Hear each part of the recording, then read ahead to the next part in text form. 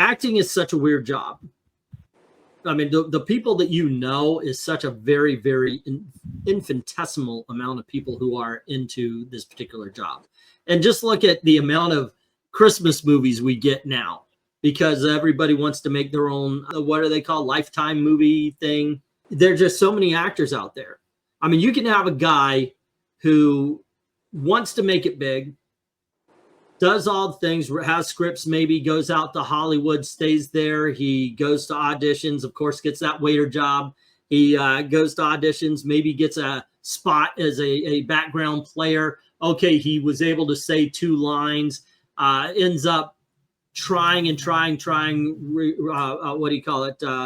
Not rehearsal, audition here, audition there, spot here, spot there, realizes he can't live there anymore. He's got to go back to his hometown where he gets a job as an acting coach. He made it. That's being successful as an actor. I actually had this conversation with some of the actors at Universal Studios, because a lot of them did just that. They went to Hollywood. They hit their shot. One guy got a cameo in Meet the Spartans, by the way. It's one of those shitty comedy films where they parody everything. Mm-hmm. He's the Cyclops. And he was the Cyclops in Meet the Spartans. So, well, you know, at least you're acting. You made it.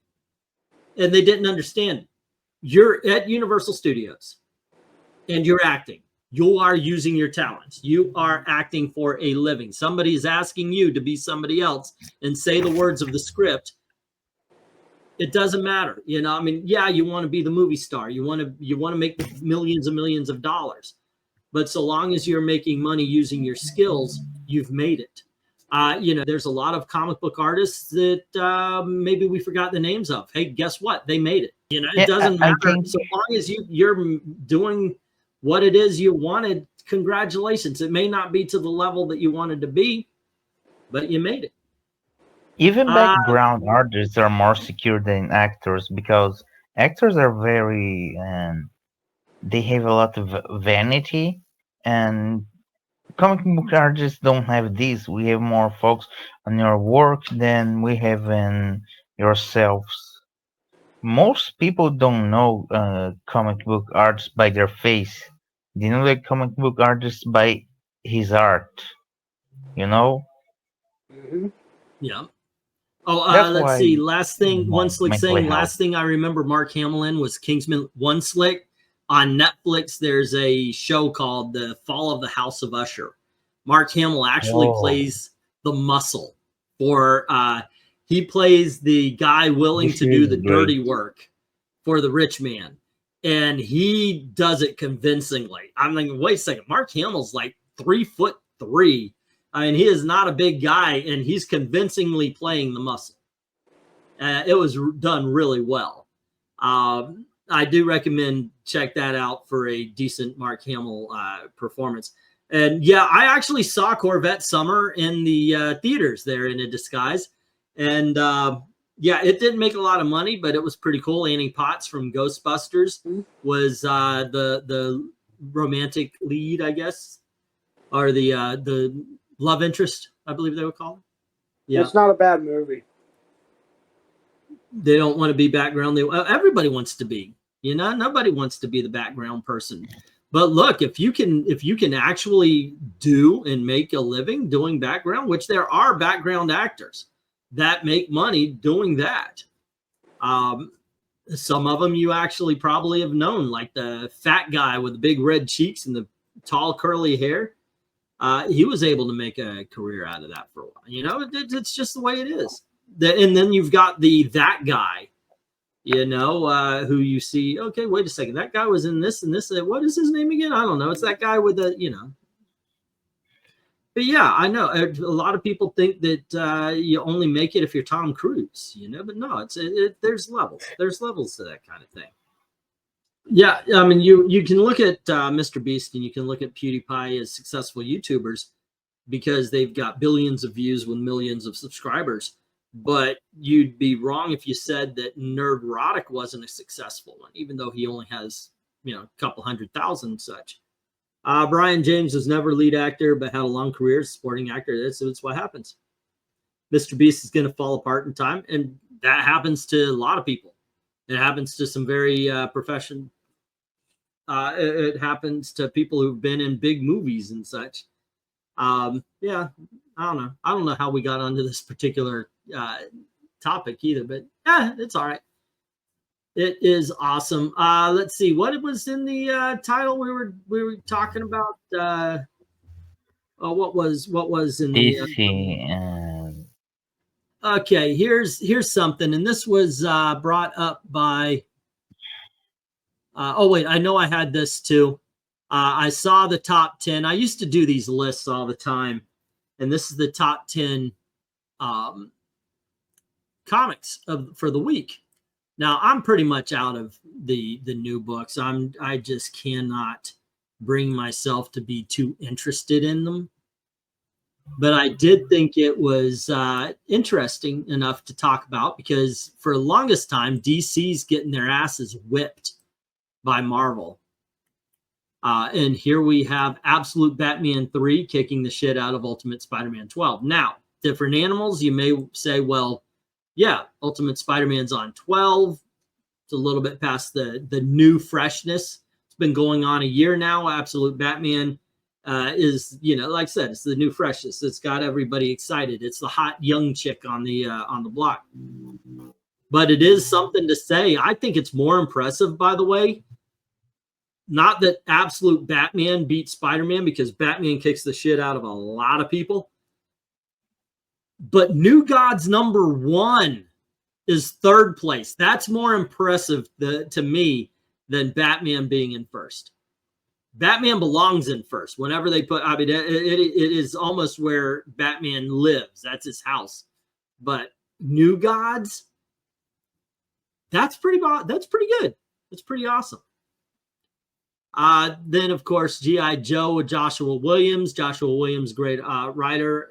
Recommend damn near anything. I don't even know what a Helverine is. that's the problem. I read the write-up, and apparently he's got hellfire on his claws. Goodness gracious. Alrighty. I like anytime the Teenage Mutant Ninja Turtles are in the top 10. It's got Jason Aaron. Didn't exactly thrill me with 4, but there you go. Psylocke 2 by Alyssa Wong, who I think is all right. Batman and Robin Year 1. The TVA, little bit late, but okay. You want to do a comic book off of characters from Loki, go right on ahead. And then Fantastic Four #27. But I thought it was actually interesting that Absolute Batman kicked Ultimate Spider-Man's ass, and then New Gods was the third place title right behind him. But there's not much to this story anyway. They used to actually have the people who contributed give a little comment on what they thought about the history. But yeah, New God is the only team. No, Fantastic Four is #10, but it's like the only team book on this. Well, yeah, I mean, unless you count the Teenage Mutant Ninja Turtles, you're right. Well, G.I. Joe's a team. I would say, yeah, right there. You're right. Oh, yeah. Yeah, New Gods and G.I. Joe. But I don't know. No Avengers. For a very long time, Avengers was. Well, there was a very long period in the 80s and 90s. Avengers couldn't sell. What happened to the teams of Marvel? There was never any sort of reliable top 10 sales records ever sold to public. Not a list of. Well, that's what the Bleeding Cool was. They would call around to comic shops. So what sold, and they would get from a whole bunch of different comic book shops, and they would put together, okay, this is the one that most people are selling, and boom, boom, boom, boom, boom, right down the line. Let's see. Ghost Machine has been pumping out bangers, says Darren X. Hello to Dark Admiral. What's up? Ram B is a fantasy writer. They drove off too many old-timer Follick book fans and did not replace them like they thought. Well, that was actually something I got into an argument one time with CB Spolsky, and it was over this article. Somebody wrote an article talking about how many female fans are out there. And one thing I was talked to him was exactly that. He says, you know, you've got your birds in the hand. That's us. Especially people my age at the time would buy anything. Like I'm a Teen Titans fan, meaning you put something Teen Titans out there or Legion of Superheroes, you put something Legion of Superheroes out there, I'm going to get it just because it's Teen Titans or Legion of Superheroes. But they heard that there's so many female fans out there. So they went after them and they let the birds go. They let us go. They don't give a fuck about us anymore. We're old, we're aging out. You know, they want to get once again the young new. Problem is that article was wrong. These female fans aren't fans of comic books, American comic books. They're fans of Japanese comic books and Japanese animation. So they thought, okay, let's make it more like that. Except for they didn't. You know, you have Coffee Talk with the Champions, where they go, oh my gosh, a Sentinel is destroying New York. Let's go one punch it, get back to the Coffee Talk. And that's what comic books ended up being. And then, of course, you know, the race swaps, the gender swaps, so forth and so on. It was ridiculous. We used to call it SJW. Now it's called woke. Let's see. Oh, I didn't know you were on tonight. I skipped out on the auction so we could have some Christmas family fun. Also to give wallets a rest, because thank you very much, ladies and gentlemen. We managed to stay in the apartment. We've got a cushion, and the bills were paid. I was even able to get. Have you ever worn your shoes down to the point where they become flip-flops? I was able to get a pair of shoes, and that's good because I was walking around in the cold and the snow. It is like 3 steps wet socks. Wet socks are the worst. That's why there's the red socks, there's the white socks. There was even the black socks for a little bit, but there was never the wet socks in baseball. Just saying. Female riders have an nasty habit of self. Oh, we called that a long time ago when we were OGCG. One of the things I called out was they stopped writing.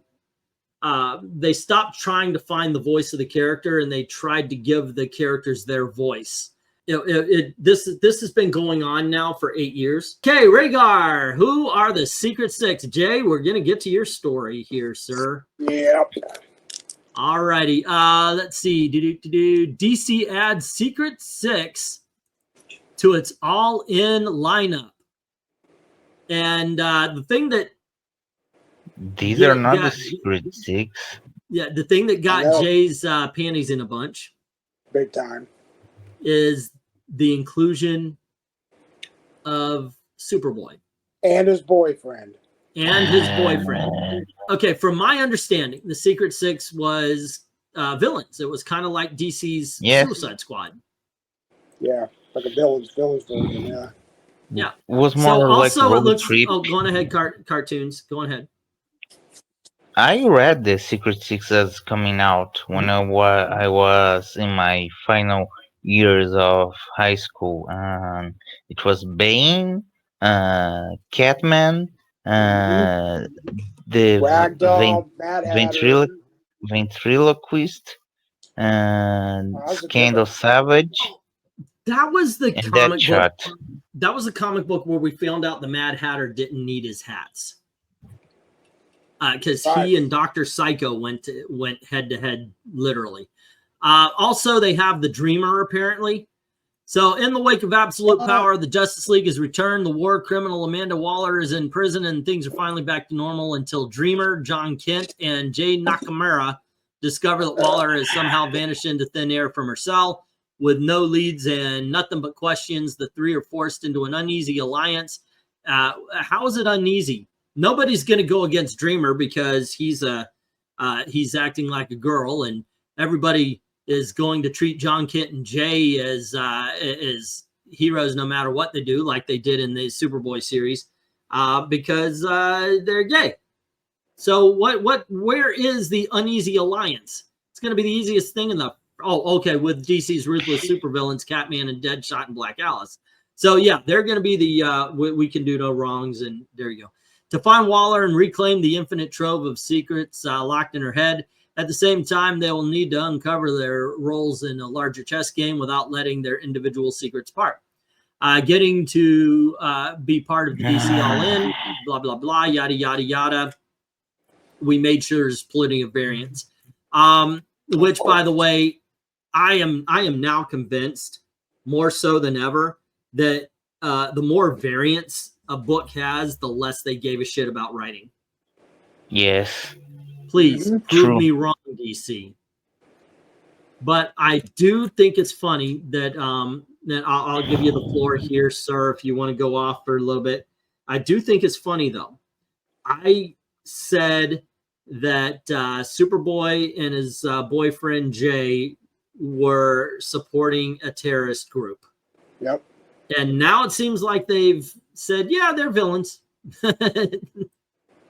Anyway, there you go. I'll let you go on this. You want to Okay. go? Yeah. You go. Yeah, go ahead. Yeah. Jay. Go you first, Jay. Well, I know you did. You read the Secret Six back in the mid 2000s, the one that branched off from Villains United. Mm-hmm. One of the great, in my opinion, one of the most underrated comic book runs ever. That there was a cool factor to that team that she captured, and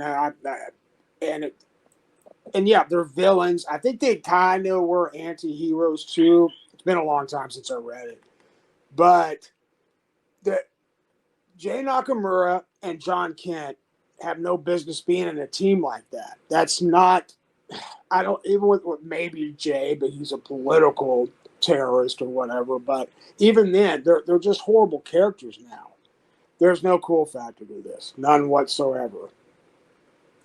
Yeah, I can see that.